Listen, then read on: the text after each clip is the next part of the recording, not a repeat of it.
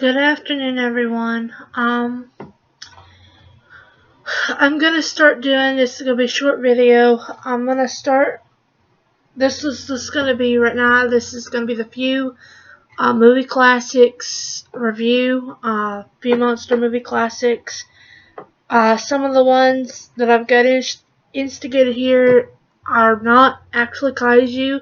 They're fantasy related, but because they're dealing with other things, I thought it'd be fun to include them. Um, but we're gonna start off. I'm gonna do a review on 20 Million Miles to Earth. This movie right here on this corner. Um, it deals with the ship finally crash landing back to Earth.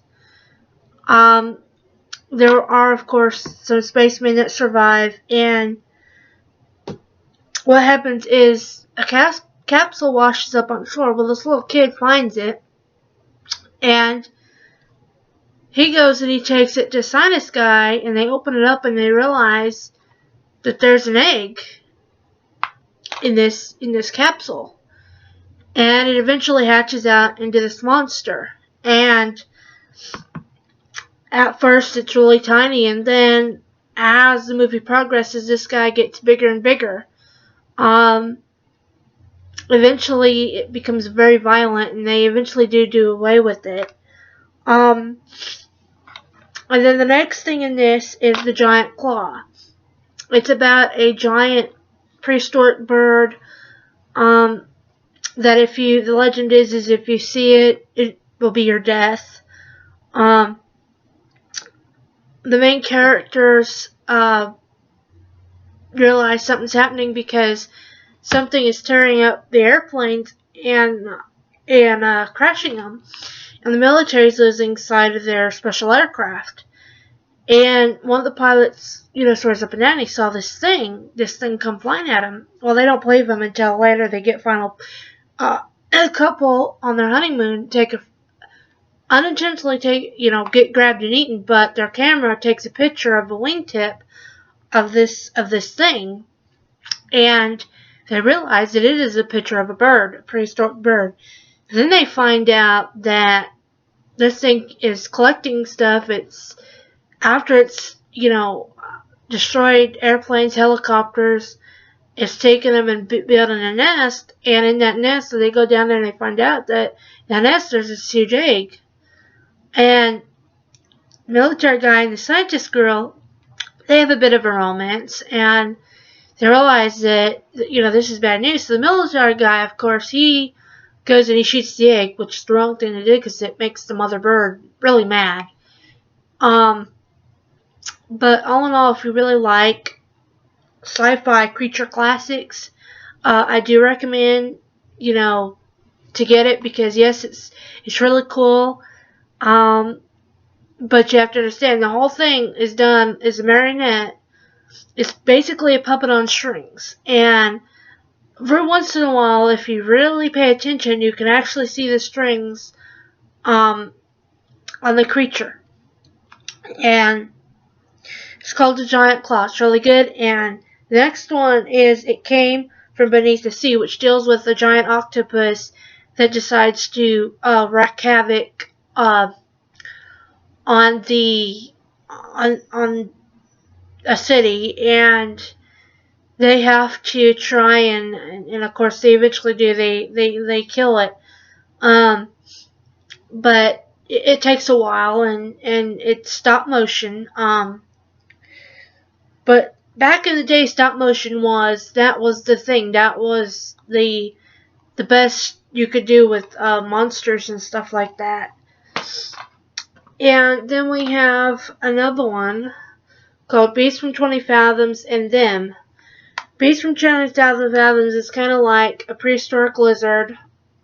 Very similar to the giant behemoth, if you've ever seen that. They do eventually end up killing him. but they have to shoot a thing into his mouth by a roller coaster because his blood ends up making people sick. Them is about the atomic age of ants being radiated by the atomic bomb, growing to enormous size, and it's really got some spooky, dramatic scenes in them. One of my favorite movies. I highly recommend if you can buy the double pack, get it. You'll enjoy it. And I won't even tell you how they kill the ants. You have to find that out for yourself.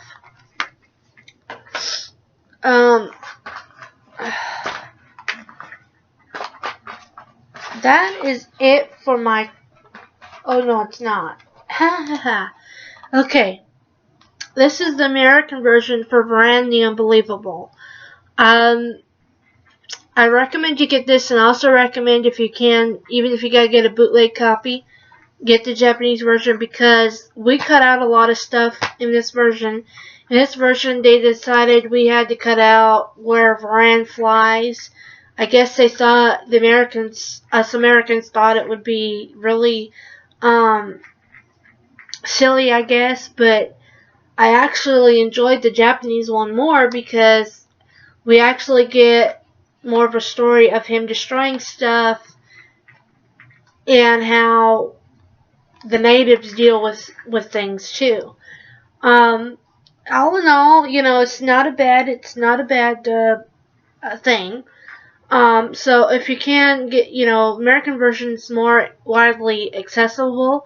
So, if you still want a good black and white movie, get this. Now I have to say, Varan really lost something when they put him in color in the Godzilla franchise. He was way more spooky in black and white. It's almost kind of like the same thing with Gamera. Those were movie monsters that were better in black and white, dramatized in black and white. Once they were put in color, they really lost their ability to be dark and, for the classic stuff. Now, the CGI Gamera was great because it was really dark and suspenseful, but the later Gameras, after Gamera the Invincible came out, and was in color after the very first Gamera movie, it lost its appeal to be dark and scary because he wasn't dark and scary anymore. But